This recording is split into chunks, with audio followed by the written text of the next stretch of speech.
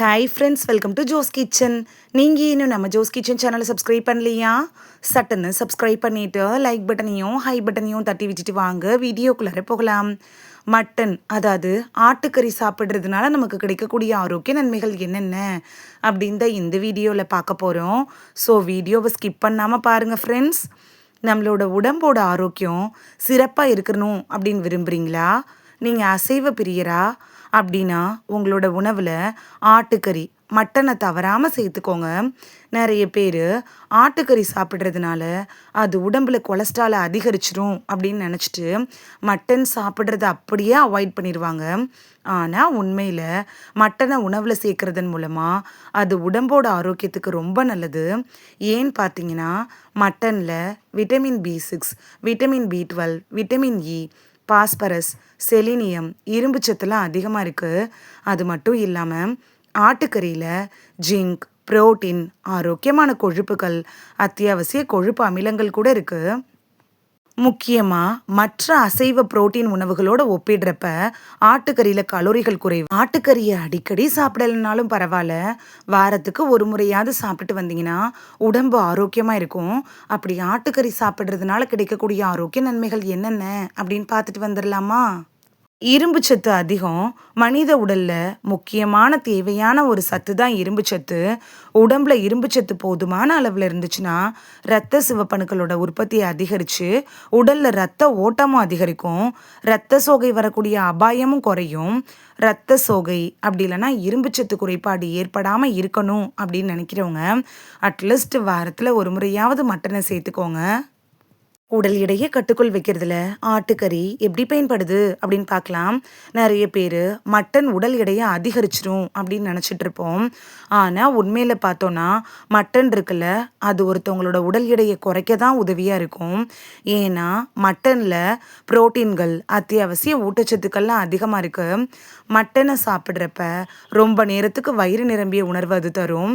அதனால தேவையற்ற ஸ்நாக்ஸ் சாப்பிடணும் அப்படிங்கிற எண்ணம் குறையும்.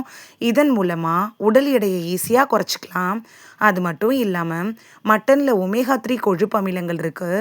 இது என்ன பண்ணுன்னா உடம்புல மெட்டபாலிசத்தை அதிகரித்து உடலோட கொழுப்புகள் தேங்குறத குறைக்குது. உடல் எடையை குறைக்கணும் அப்படின்னு நினைக்கிறவங்க மட்டனை உங்களோட உணவில் சேர்த்துக்கிறது ரொம்ப நல்லது.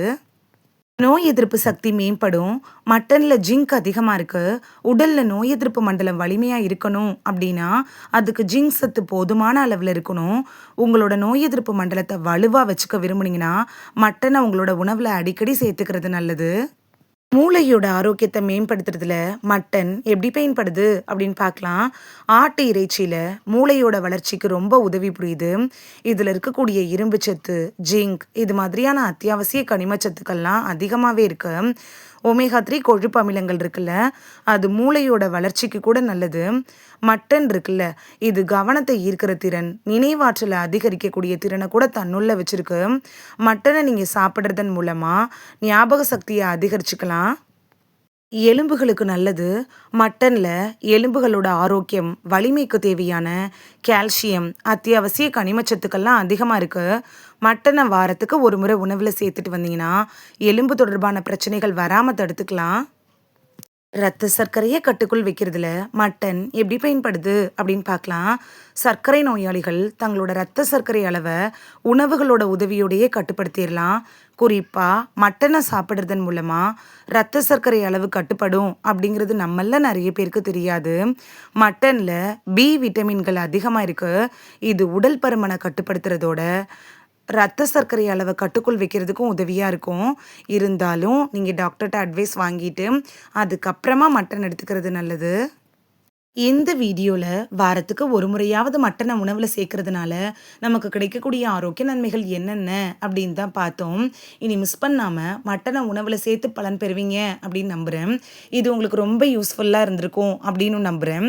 இந்த வீடியோ உங்களுக்கு பிடிச்சிருந்துச்சுன்னா லைக் பட்டனையும் ஹை பட்டனையும் தட்டி விடுங்க. இது உங்கள் ஃப்ரெண்ட்ஸுக்கு பயன்படணும் அப்படின்னு நினச்சிங்கன்னா ஷேர் பண்ணி விடுங்க. நிறைய பேர் சப்ஸ்கிரைப் பண்ணாமல் பார்க்குறீங்க ஃப்ரெண்ட்ஸ். நீங்களும் சப்ஸ்கிரைப் பண்ணிவிட்டு பார்த்தா நமக்கு பவர் கிடைக்கும்.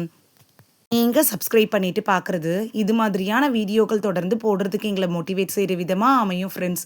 சப்ஸ்கிரைப் பண்றதோட மட்டும் இல்லாம, பக்கத்துல இருக்க பெல் ஐகான கிளிக் பண்ணி, ஆல்ங்கிற ஆப்ஷன கிளிக் பண்ணி வச்சுட்டீங்கன்னா, நாங்க வீடியோ போட்ட உடனே நோட்டிஃபிகேஷன் உங்க செல்ஃபோன வந்தடையும். நாளைக்கு வேறொரு ஆரோக்கியமான பதிவுல சந்திக்கலாம். Thank you. பாய்.